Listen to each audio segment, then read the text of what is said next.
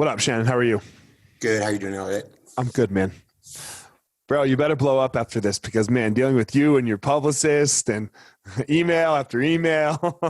Was it her? Was she doing it? I don't know. I got an email from somebody about what, Hey, that's good to know. My people are working on it. Your people are working. They're supposed to be doing. Your people are working, bro. Good Nice.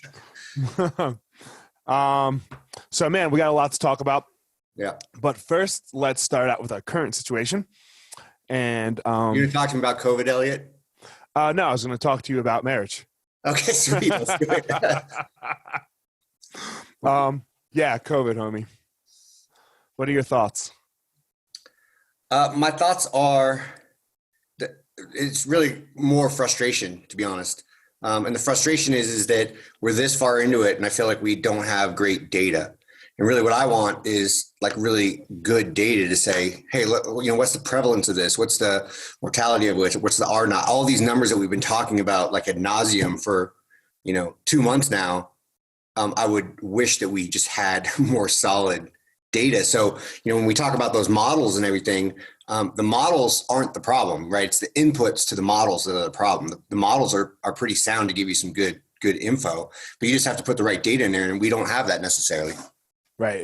I think that's I think that's where everyone's frustrated. We don't know shit. Yeah. And we should know stuff. And for me, I'm a doctor, obviously, so I want to be better safe than sorry. Yeah, I wear a mask when I go out. I'm doing social distancing. I'm doing all those things because I can't argue with you really one way or another. I just can say, I don't really know. And until I know, then, I'm being safe because I got to stay in the workforce and all this. Nobody wants to hear that. Yeah. But that's what's frustrating. Right. And the bummer is when we took a timeout, which we should have totally taken a timeout. Like when this started and all of a sudden New York started to blow up, we took that timeout where like everyone stay at home. We should have just done that timeout. We're getting our asses kicked in this football game. Let's stop. Let's use this 2-week period to test our asses off and figure out what's going on and then have a game plan. Right. And really we kind of just stood there like, it's coming, right? And the providers like me, we're getting ready for the storm that's coming. So, I wasn't focused on finding that out because that's not my job. My job was getting the ER and EMS ready for the storm that was coming. So we kind of wasted it, I feel like. Yeah, we did nothing. Yeah. Right? Like we're just sitting here, and I think that's the real reason why people are frustrated. Yeah. I'm going to try to say this nicely. The less educated in the sciences, let's say, right? When there's no data, they just go not true, right? Exactly. Like they just lean to the, government conspiracy and yada, yada. And I'm not saying less smart. I'm saying less educated. Yeah. Right. Like and that's the hard thing about, it's the hard thing about math statistics and modeling is it's complicated stuff. Right. And if you haven't studied it at all, you don't realize what you're not getting, what you're missing. And that's really where we come to when people want to have this argument one way or another. I can sit there and listen to them and go, yeah, I mean, you could be right. And I could be talking to two extremes because I don't know, right. But at least I'm educated enough to say, hey man, I don't know. We just don't know. We don't know right now. Yeah. We don't know. And fuck, it's so like, yeah. Can I open my schools? Like, Are we okay? Because, we're a young, healthy population, right? Like, yeah. I mean, bro, if you haven't gotten it yet or been exposed to it, like, I couldn't imagine that, right? Like, yeah, I mean, I think most ER docs kind of went into this thinking that they're going to get it. That being said, I do use precautions and I feel like I use them appropriately. And that's the other thing that frustrates me with this is if you're going to do it, the way I would roll it out is there'd be tons of PSAs out there. You'd be sick of a PSA, public service announcement, telling you how to wear a mask, how to social distance, how to take your mask off, what you should be doing. And what I see is I go to the Home Depot and I see a line of people all rubbing their faces, taking their mask down to say hi to each other, putting their mask back up, rubbing their eyes, putting their glove in their mouth at the cash register, right? They're wearing gloves, like all this stuff. It's because they have no direction. But I'm like, this isn't working. Like this isn't what we're trying to do. But that being said, that's why I feel like, there's potential that I could go to work and not get it because I put my gear on and I'm very vigilant. I take like one break a shift where I clean everything, clean my hands, take the mask off, clean my hands again, drink, put my stuff back on and go back out to work. Right. So it's very tedious. And the other thing that's stressful about this, I think for the populace, is it's fatiguing, meaning you get fatigue of being careful. And so if we do need to be careful, which again, we don't know, but we kind of used it up. We used it up without knowing, right? You really had to hit it hard to say, this is what you need to do. This is how you have to do it. Yeah. I'm over being careful. I'll be super honest, right? Like, I mean, I'll just be honest. I saw you the other day at Katz's office and gave you a high five. Yeah. What up? Shook your hand, right? And again, this speaks to the way that the disease is transmitted. For me, my big thing right now, like I think that we should open things up, but I think that we should do it safely. Full go, open everything. No, what I mean is you should start to roll open the economy, meaning business is open. But what I would say is the caveat is that you need to wear a mask when you're out in public, or you need to attempt to be social distance. You need to be far away from each other. And me touching things with my hands, high-fiving people is not an issue. My skin works great. My skin is a great barrier for the virus, right? The problem is when I take my hands and I touch my face, right? So I know that I have a mask on. Before I ever put my hands to my face to touch my mask, I pump my hands or I wash them, period. Habit. So it doesn't matter how many people I high five, because I'm, unless you're sneezing and blowing particles out in space, I'm okay. I'm okay with that mask on. And again, that gets into, the information and how viruses are spread, which I think is another frustrating piece. When are you going to walk into a jiu-jitsu academy and train with everybody again? I don't know. You wouldn't do it now, though, would you? No. And I wouldn't do it now because I don't know and because I have to stay in the game. Meaning my game right now is being available for Boulder, right? Like we need to be able to be an ER for them. I need to be at work. I need to not have all our docs out of work because we got sloppy, right? So I'm thinking of it from a standpoint of, I take being a doctor seriously, and the people who work with me do as well. All those people, providers, they show up, they do their job, and I want to stay in the fight, so to speak. Like I don't want to get sick so that I can't go to work. Okay, let's back that off then. Hold on. When will Foster walk back in to an academy? Not Foster that we know Foster, just a Foster. I was going to say Foster would have gone in yesterday. Right. But when is just like John Doe walking in? Again, I don't know. And I think it's interesting too. But if you were John Doe, you wouldn't do it now. No, I wouldn't do it yet. I wouldn't do it until we get some data, man. We need some tests. We need to do large volume testing. We need to plug that into the models. We need to find out what the numbers really are. And then you can make a conscious decision as to if this is smart for me or not for me and my family and the people I might bring it home to, right? And again, that's the other consideration is because you got to worry about, kids and adults and even this stuff. It just shows you how confused we are. Kids aren't affected, right? That was the message that we had. Kids are fine. They're going to be fine. They're carriers, but they're fine. And now we're getting these reports. Oh no, it triggers Kawasaki's disease. And there's a bunch of cases in New York of this. So whoa, what's that? Because Kawasaki's disease is an inflammatory disease of the blood vessels. And it's you don't want your kid to have it. And there's known studies from other coronaviruses that this can be a result of a coronavirus. And now they're worried or concerned that a sequelae, so to speak, something that happens to kids after they get the virus and they were well, they can get this other disease entity from their immune system acting weird. Checkmate or no? Should what? Checkmate for the kid? No, but it can be serious. Okay. I mean, it can be serious. It cannot be serious as well. I mean, they can be okay and have a mild form of it. But again, it speaks to showing like we don't know. Like I just don't know. So I can't tell you. I can't sound educated on this podcast because no one's shown me the numbers. I can talk individual studies. The problem is individual studies always have flaws. And that's the other thing that people don't understand. That's normal, right? It's normal for someone to put out a question, do a study, have a flaw, and we accept that. It gets reviewed. We point out the flaws, and then we put that in the cache of data. And we just don't have enough of that quality data to kind of put the puzzle together. This is the biggest thing that people don't understand. Right, is they go, oh, I'm going to quote this study, what you just said. Yeah. And every study has a flaw. Like something when it gets peer reviewed, tell me if I'm wrong, right? You want a lot of peer reviews, right? You want and not a peer review so that you can be like, okay, look at these studies all saying the same thing, and they were all peer reviewed. Exactly. And we don't have that even close to that yet, right? And again, there's no way to do a study without these flaws, without bias in the study. And what we talk about with bias is something that I didn't think about, or something that's giving me data points just because of the way I set up the study. And really what the peer review does is you're going to take a whole bunch of people that kind of do science and do what you do, and you're putting it out there to say, would you rip my paper apart? It's basically getting ready for a fight, right? Like you're going to say, he's a great striker. You need to rip my strike defense apart in training camp so that we can do this, right? And that's what they're doing in peer review. They're trying to rip your paper apart. So then you can say, where is the value in this paper? Because there's value in it. You just need to say, I understand what the risk of the data is. Yeah. People don't understand science. It's so hard. Yeah.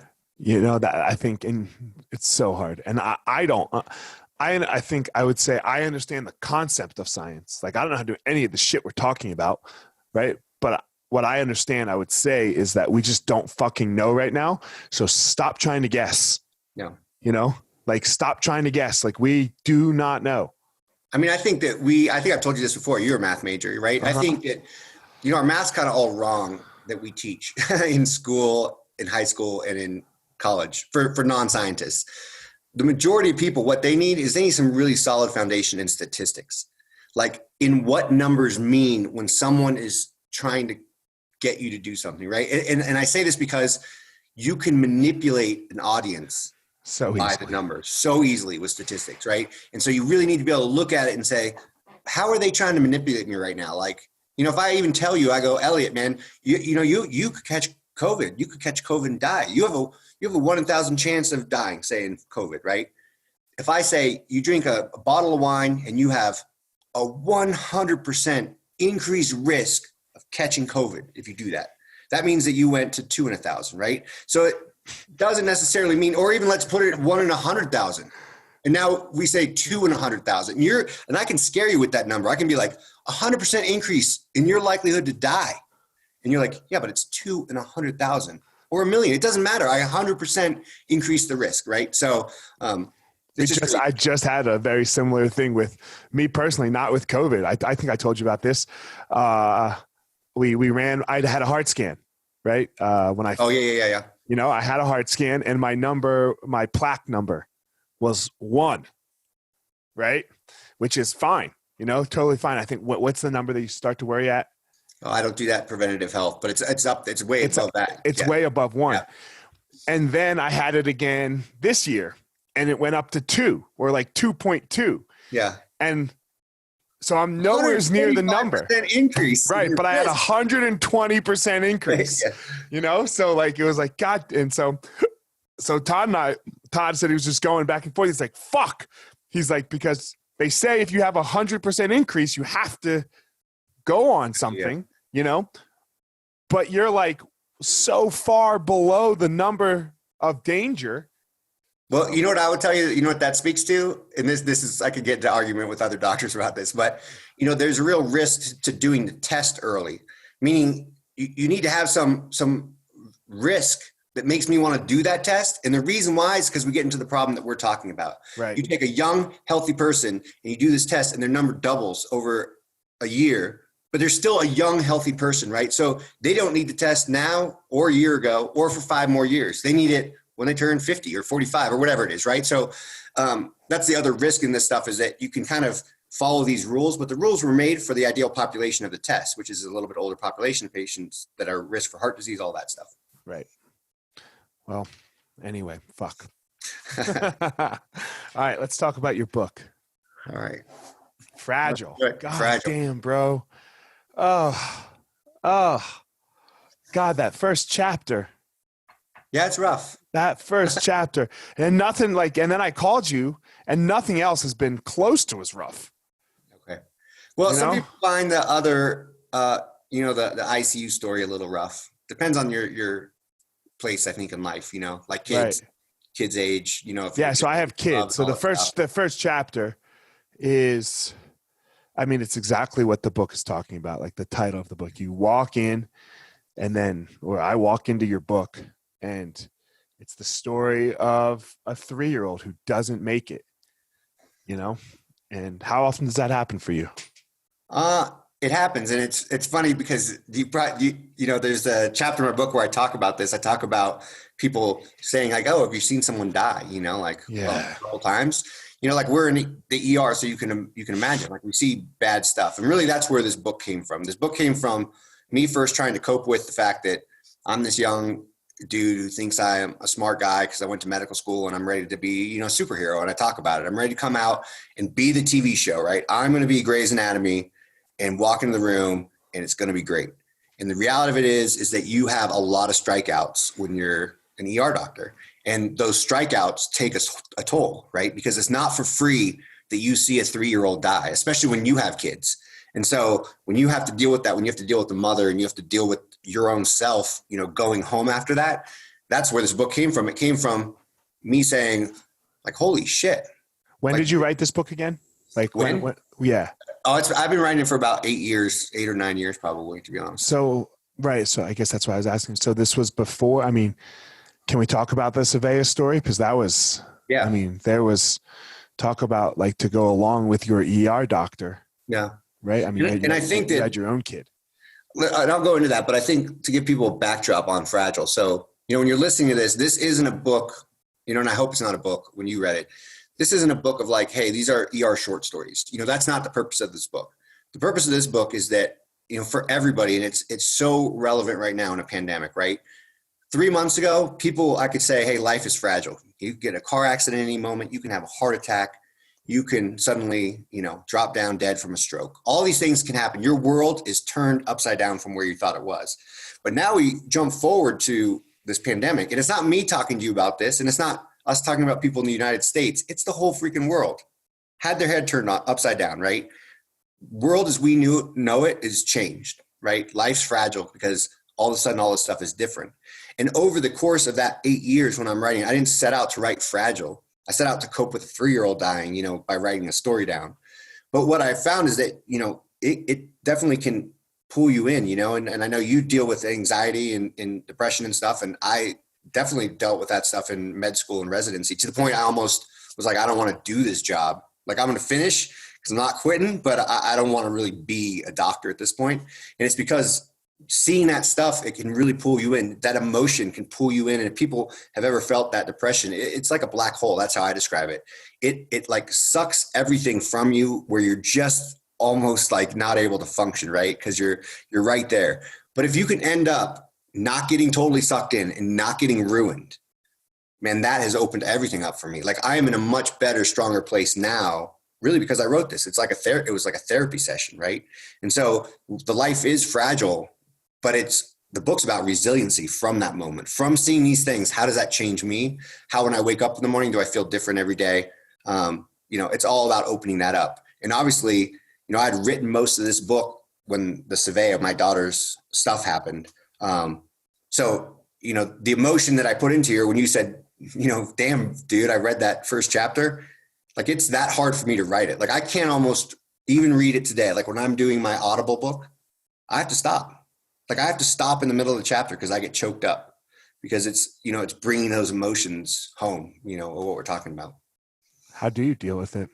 Like, how did you deal with that day? How, like, well, I called you. You're talking about the day of Surveyor? No, I know Surveyor. Yeah. I remember Surveyor. I was in Hawaii on Surveyor, and you were like, yo, dude, you might have to come home. Yeah. You're right. Like, and we would have come home. Yeah. But that's a different topic. My daughter had what I referred to. My daughter Surveyor had an open heart surgery when she was 3 months old. And so when she was going in for open heart, dangerous one. When she was going in for like they stop her heart, right? They put her on bypass. The surgeon operates on her heart and then they restart her after cooling her down. So, obviously going into that, handing her off to the providers and watching them walk, that's like, I hope nobody else has to experience that, and then that obviously prompted me. I think it was the night before when you were in Hawaii. It was the night before surgery. I called you and just was like, hey, you're going to have to come home if this doesn't go well. But yeah, I don't like to think about that. Fuck, right? Like, so how'd you deal with that night after of the story in your book, right? The 3-year-old, And I think it's changed. It's changed over time, and obviously, it's a lot of the book explaining how I deal with those things. I think the hardest part for the ER, which some people don't even think about, is you have a kid or you have someone die or you have this terrible thing happen. The ER is still functioning, right? People are still checking in. Ambulances are still coming in. So it's kind of like you have to have this protective mechanism in the moment to just be like, I can shut down my emotions because I have 4 more hours of work right now. Right. I start the book out with me being in the room and saying, I just kicked my ass, but I got to go, I got to go do this job. And that part of it is interesting because that part is I struggled with, meaning how could I be so cold in a moment to like see a kid die and just be like, hey, what's the next patient? Let me go do this. Right. Sure. You can't call in backup. You don't get you don't call in the next on-call doc. Yeah. Has that ever happened? I mean, has it ever been so bad that like another doc has just had to come in because what happened was so bad? Yeah, it happens, but it's pretty rare. I mean, it happens, once every couple months that happens. The thing is that it affected me emotionally because I would keep seeing patients, and then I would come home and it would be like a floodgate of emotion, right? So you haven't eaten, you're going to sit down, you get some dinner. It might be like midnight. Right. And you're trying to eat dinner, you sip a beer. And this is why I joke about those movies. A movie comes on and it could be a totally cheesy movie, but there's an emotional scene in the movie and you just lose your shit. Right. Like I'm like sitting on the couch by myself, eating dinner going, why am I crying, watching The Notebook right now? And it's because all this emotion, you've been able to close it down. And then all of a sudden you have a moment of kind of silence in space and it comes out. I thought that really came through with the part when you were talking about the guy who on the pass when you went up the canyon. Oh yeah, right? yeah. And he went out for, what did he go out for, Chinese food or something? Yeah. And then days later you like got in your truck and you like put it in reverse. What were you going out for? I don't remember. I was gonna go get some Chipotle. Chipotle, yeah. And you were like, "Fuck, Chipotle." Yeah, deadly, deadly, dangerous. Right. Yeah. And it's great. I mean, that's what the point of this is that, I think if you've experienced these moments, and a lot of us have different moments in our life when loved ones die and things like that where we experience it. And so you feel that emotion. The difference is you do this on a regular basis. Like in my work, right, I have to deal with the family and that's almost the worst part, right? You have to deal with the crisis and the problem, and then you have to go talk to the family. And those emotions, are raw and real, and you're led into these emotions that are not normal, right? It's not a normal thing that you should be seeing this all the time. And I think that is what kind of opens it up and it makes you have to deal with it. And it made me come to the other side. Like, how can I either let this ruin me? I'm going to become an alcoholic and, be depressed and my life is ruined, or I have to somehow come out of it. And that's really this point where over this 8 years writing this book, it changed a lot because I was figuring out how to deal with it. How have you changed? I've changed with my opening up, really, like realizing that I was always trying to be a very level person, like in my life. So, I was always reliable, and they're like, Shannon will be fine. Like my family, they don't worry about me. Like he'll do fine in school. He'll do his stuff. Right. And I always had this kind of facade of like, I'm fine. And I was almost afraid to let myself experience a high because I was afraid of the low. Right. And so then once you start to feel those lows where you're like, wow, I'm really down here, you can then kind of get fully opened up to say, wow, this moment on the beach with my wife is way more unbelievable than I thought it was, or even simple things. And this is like the biggest thing that's changed over time is I find honest, true joy in really small things. Like really small things. I could be like, that Coca-Cola is amazing, right? It's so good. Or the moon looks so amazing tonight. And just I keep mentioning this in the book, really, like I talk about time and take breathe in and breathe out and the clock ticks forward and back, right? It's because you need to slow the clock. You need to be in the moment, right? And we're so busy in our life. Everything is so pressured and we chase so many superficial goals that really life is in the moment. And there's so much in those moments that you can experience, and it brings you like joy. And when I mean joy, it's not like jumping up and down like, the 49ers won the Super Bowl. It's joy where you have a real sense of connection and satisfaction, inside. So, and you also, you talk about God a lot in the book, but it doesn't seem like you have a super, you talk about how your wife, Steph, she does have a traditional idea of God. Yeah. You would say, right? And it doesn't seem like you do have a traditional idea of God. Yeah. Like, how do you reconcile it with God? And you told, I don't know if we've talked about God recently, but so my views on God have changed, but how do you reconcile God? So again, my wife, she's traditional. She's like did mission work, and we talk about that I don't have enough faith, and she's doesn't want her kids to have doesn't want the boys' girlfriends to sit on their laps. Yeah, exactly. And I think mine is a much more, existential search for this stuff. And where it comes from for me is I was raised religious, meaning my family was Lutheran. I went to Catholic high school. Like, I've been exposed to this the whole time. But, to say that you shouldn't question that stuff, it doesn't make any sense to me. And for me to be given an inquisitive mind where I don't watch movies a lot of times. I just Google stuff on how stuff works because I like to figure stuff out. It's just entertaining for me. So why would I be so inquisitive about all of these things and then shut down being inquisitive about, like, what is the existentialness of this? What is beyond this physical realm, right? And that's what I spend my time thinking. And we can name it a lot of things. I use God because that's the framework with which I was brought up. I was brought up that there's a God. But again, it doesn't make sense to me to say, you can just tell me that on Sunday at church and I'm going to say, he said it, so it's so. That's just not the way that I'm really wired. And so, my struggle and what I try to bring across in the book is I want to know, but I want to question it as well. And just because you question it doesn't mean that you're like a bad person or that you don't have faith. And kind of address that you got to have a little faith to say, I'm going to spend time thinking about it. But, I was talking with Katz when we saw each other the other day, we were talking about, the size of the solar system, right? And you can say that star has been blown up 1 billion years ago or whatever it is, right? And so when you look at that and you talk about how vast all this stuff is and how everything works and how our planet works, like it is odd to me to say there can't be something else above us. And I even use weird, we talk about extra dimensions and like string theory and all this craziness. I don't know. But I can't see that this is just it. And that's kind of where it comes from. And because it's almost either extreme of that, meaning that there is no God or that there is a God. Both of those extremes are very interesting to me, and so that's where I spend my time writing about it or talking about it. Yeah, they're interesting to me too. Yeah, they're super interesting to me. I had a God experience. You had said you were an atheist like a year ago, right? A year ago? No. 5 years ago? Yeah.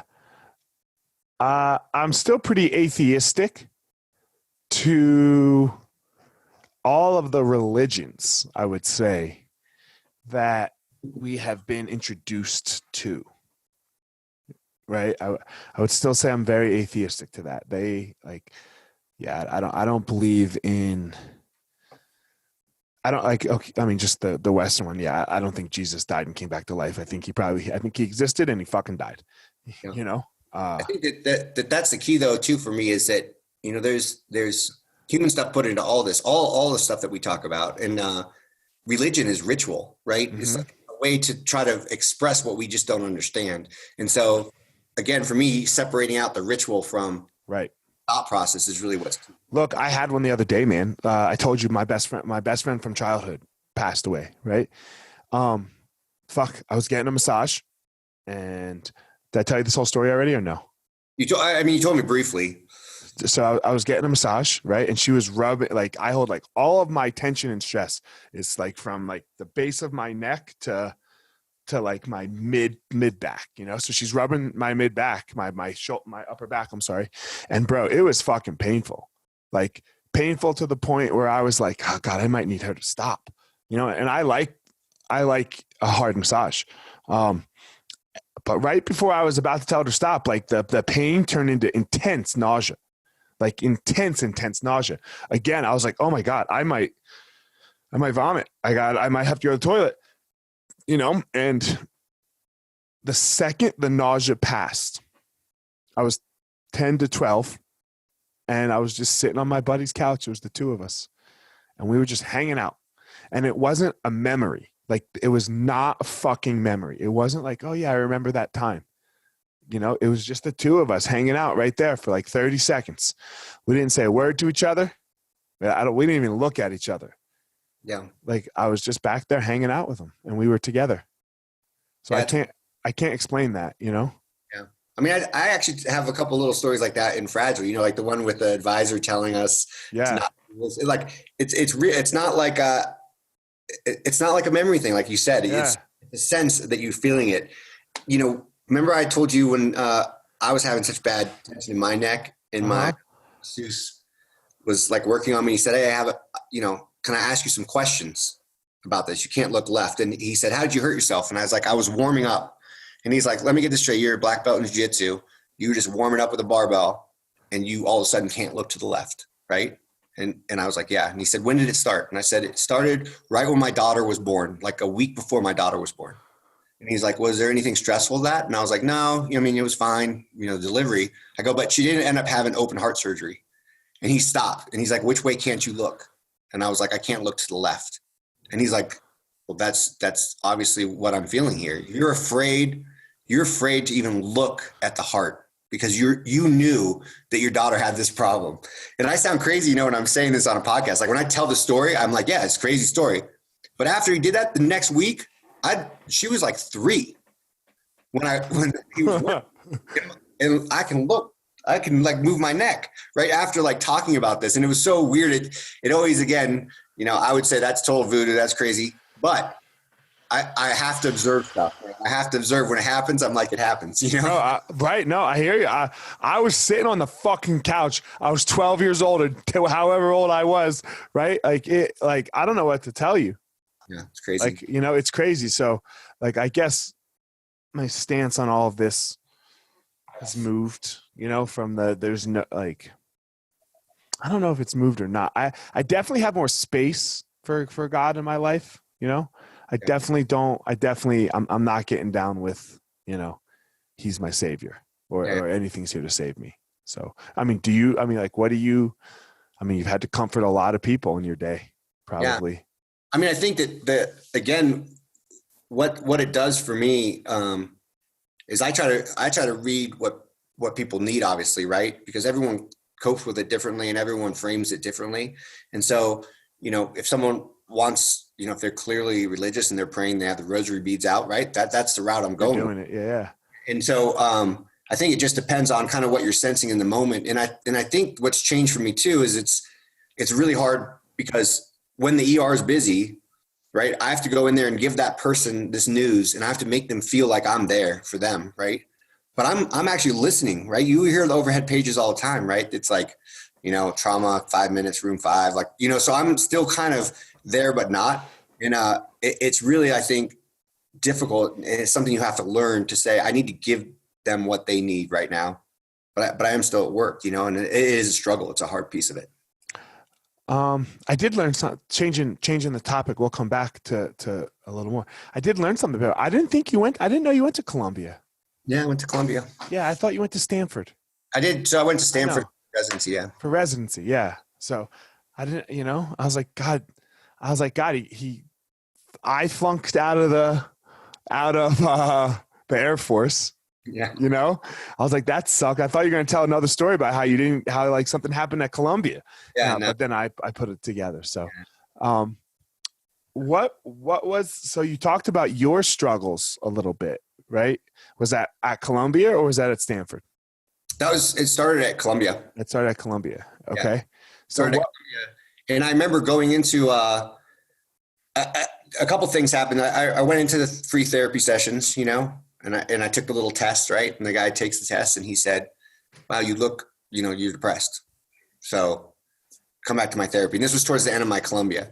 And I actually, because of the Air Force Academy, and if you read the book, I went to the Air Force Academy and I left the Air Force Academy. And because of that, I've had this issue of quitting my whole life. Like it hasn't gone away still. So can I ask, I'm going to interrupt you here, but you didn't quit the Air Force Academy, bro. You weren't going to graduate and fly an F-15. Yeah, I wasn't going to fly because my eyes were bad. Right. But it's still, and again, this is like therapy work, right? Like stuff doesn't always make sense, right? When you read that, you're like, Shannon, you're a doctor, you're accomplished, you're fine. You don't quit, dude. You stick with stuff, right? But at the time, it created a complex in me, right? Because I'd never kind of not finished stuff before. And it had been such a long goal of mine, like since I was little, for real, that I was like kind of lost. And I was like, wow, stuck that out. And you could be a doctor after you graduated from the Air Force Academy. That didn't change anything. You know what I mean? Like, so these things that I kind of put on myself just weighed it down. I get it. Yeah. I don't sleep either. I know. It don't make sense to people on the outside. Only yeah. you know, on the inside. So, but then I thought maybe, I'll finish Columbia for sure. I'm going to be a doctor. But I don't know if I'll do residency. This is actually another weird random story, which sounds weird. But when I was finishing Columbia, I was honestly like, I don't think that medicine's for me, but I'm not quitting. So I'll get my MD. And then what can I do with this? And I was, another probably TV show, but I could be like Scully on the X-Files. I could go work for the FBI. So I had a friend who became a special agent. He was a PhD in biochem. And he was like, it's a great job. I love the job. You should do it. So I actually applied, and I was through like 3 phases of the testing, and they had a hiring freeze. They had a hiring freeze because of something with the economy. They just shut it down. And I was like, well, I got nothing else to do right now. I'll wait for the freeze. I'll just do residency because that's the normal progression. And I went to Stanford, and then I actually liked residency much better than med school. And probably what changed is I finally took medicine in residency. So I kept seeing a therapist when I went there, and he was like, you're severely depressed. And I took medicine for only 6 months, 8 months. Like it totally fixed me. And fortunately I haven't needed to use it again, but it definitely got me out of the dump that I was in at the moment. Right. Was it an SSRI? Yeah. It's Effexor. A what? It's called Effexor. It's not even really one that they use now. I think that they say it's not totally safe, but worked for me. So. Worked for you. I'm mad that they took fucking Zantac off the market. Dude, that was the best heartburn medicine. I still have some saved.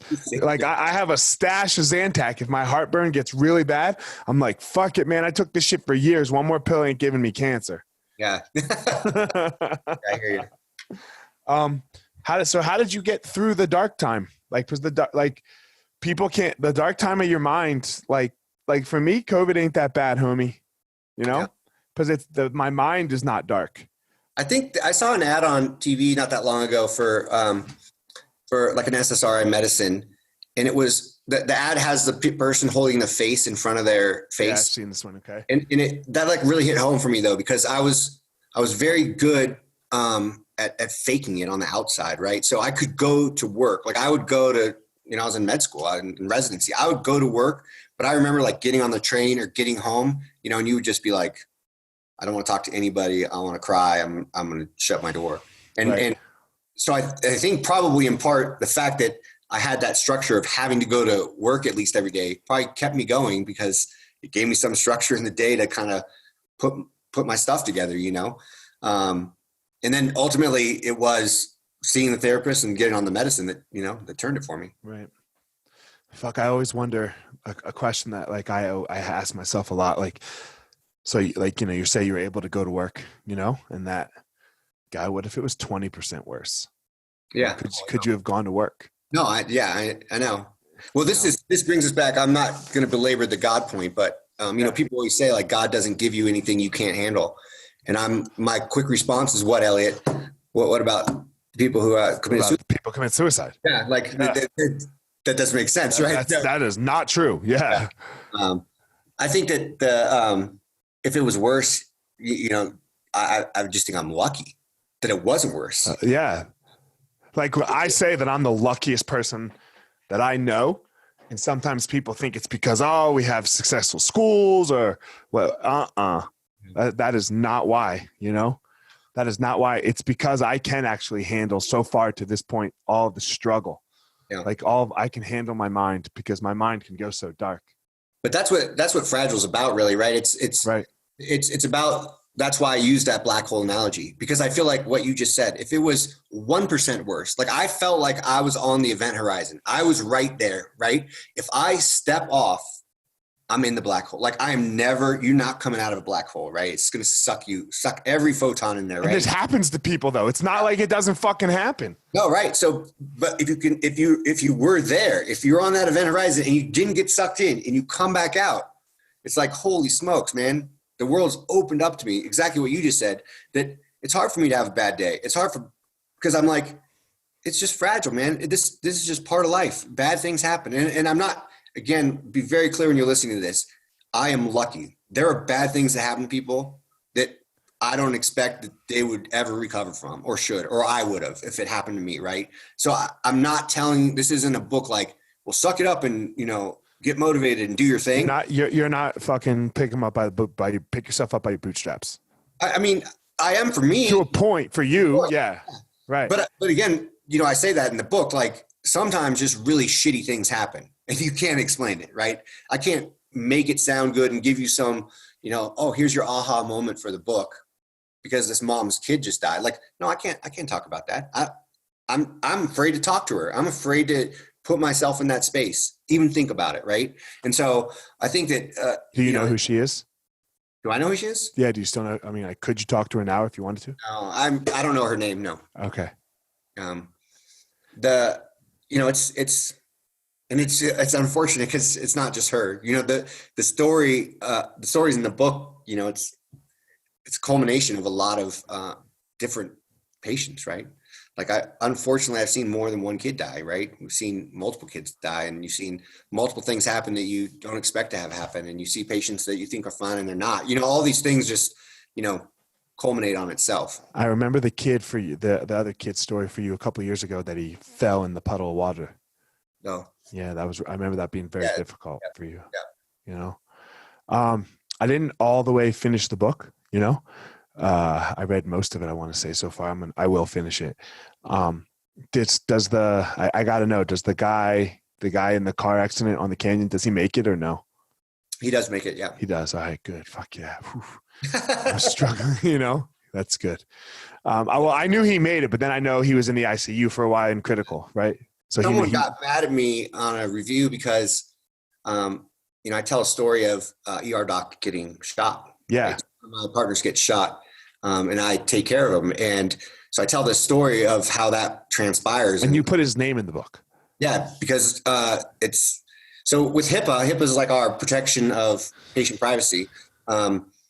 So I approached him and said, hey, I want to write this story about you, can I do it? And so you have to get a lawyer, and the lawyer, asks the patient says, on this day, you can tell the story of taking care of me in the ER. Right. And you do this whole thing. So yeah, I used the name because it's a story that just real to me, and anybody that knows me knows who this is, meaning any person that works in the hospital and then things like that.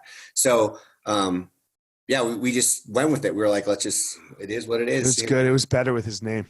Here's the story. Yeah. But someone got mad because I actually don't ever clarify then at the end of the book that he's fine and that he's, back to work and he's doing these things, which, I probably should have, but, it's okay. No, it's perfect.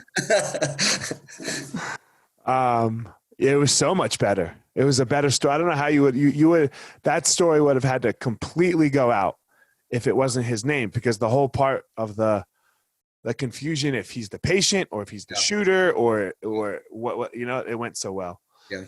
I want to wrap this up with talking about what it's like for your wife and your family and your kids, right? Because I want to start with your kids. I want to start and not the babies, because they don't really know the difference yet, right?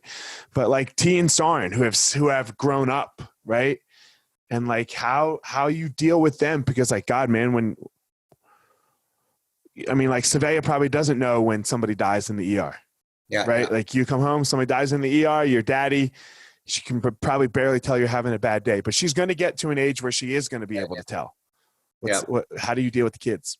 I mean, I think it's hard. I try to, the first thing that I think they would probably say is that I'm honest with them about like how I'm doing, that doesn't mean that I'm at home, crying at my desk when they walk in and I say hi. It's more that if I have a real struggle or something stressing me and I know I'm on edge, like I just tell them, I'm like, hey dudes, tonight, like you got to go easy because I had a rough day. Right. And so they'll be like, okay, that's when they're older now. They kind of, don't know that stuff.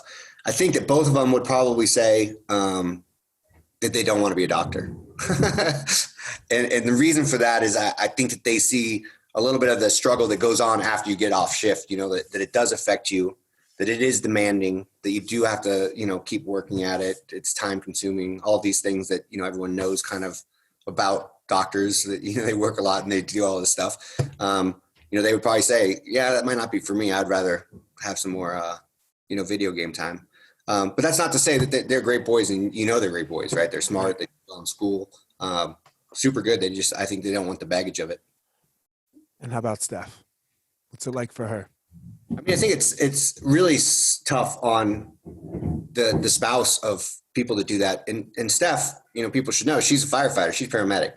So she at least has, she has similar experience, and she has similar things that happen in her role in her life. So we can talk. I would say though, like on the sensitive side, she probably leans towards sensitive. Oh yeah. Yeah. She's heavily. Very, yeah. And so it's hard because she, we talk about her cases that are rough. And I'm still a dude, I have a hard time being like, hey, let's get it out. Right. But at the same time, it's very helpful from my side when I have these stories, because she gets it. If I say, well, that just reminded me, or we were standing at the street and I said, oh, I just thought that car could have turned in front of us. Right. And so this happens all the time. And you guys listening probably like, oh, he has PTSD. And I don't think I have PTSD, but I have this realization that I am constantly bombarded by these bad things that are happening to people in the ER. And you can't then leave and be like, that car just was in this intersection. It got slammed head on because they went against the red light. Right. So you're kind of always thinking about that. And she understands that. So when I tell her that I'm, having a moment, or that movie upset me, or whatever the case is, I talk about this in the book because she kind of knows, right? She has like a calming hand for me. She can just like reach over and be like it's okay, and it channels that I know she's getting it. Yeah, it's an interesting thing, life and death, man. Right? I have a coin in my I have the Daily Stoic coin in my car. You could leave life at memento mori. You could leave life at any moment, And I try to think about that, and Elliot, what's your thought on? I had a friend read this book, and he read it early on, like maybe 2 years ago, and he just wrote to me and he was like, "Oh, you're a Stoic," and I was like, "I'm a Stoic," and he goes, "Yeah, you're Stoic. You didn't really know. Do you think that comes across in this book? Because I know you're into Stoicism, so." Do I think you're a Stoic? No. Oh, I don't know. Do I think you're a Stoic? I think, God, does God, I have to ask you a question, does God care about you? I would lean toward yes. Okay. Then no, you're not a fucking Stoic. Yeah. But what I'm talking about with Stoicism is and again, I'm not labeling it this, but right. It is that taking life in the moment and taking, you don't want to preconceive what you're determining is good and bad. You're letting the moment come, and then you're taking something from that moment. That's a lot of things though, right? That's a lot of things. So I don't think, so Stoicism, I think that's Christianity too.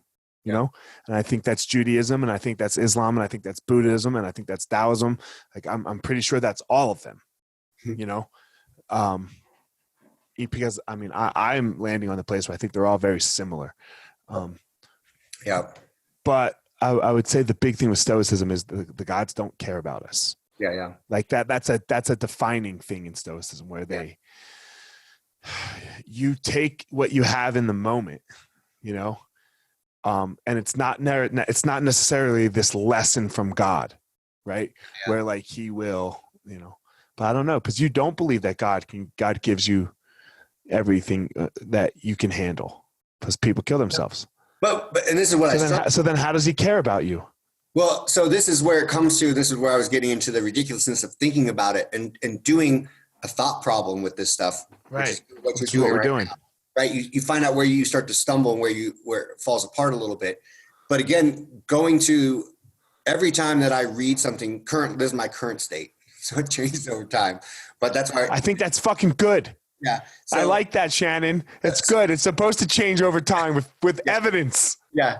So when we're looking at, like the universe, we do have all these new theories, and is the universe, is it finite? Is it not finite? Right. That changes everything a little bit for me too, as I talk about in my book. The string theory and all these, extra dimensions and things.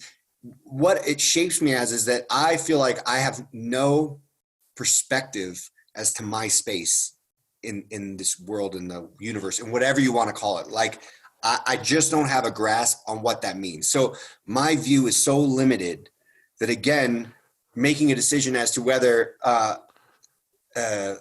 all-powerful force, being, whatever, cares or doesn't care, I don't have a perspective on that. And then for me, what I land to, what I said right now is that, man, this is like, what would I prefer?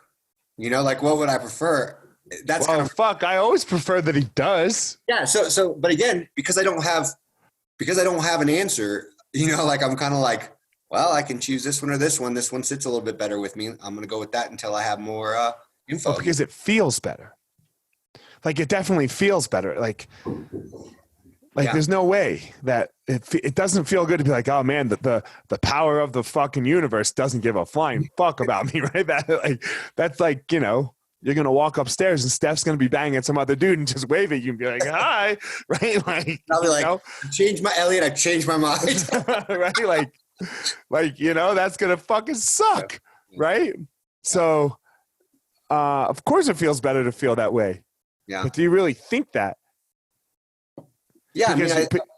But if you think, all right, cool.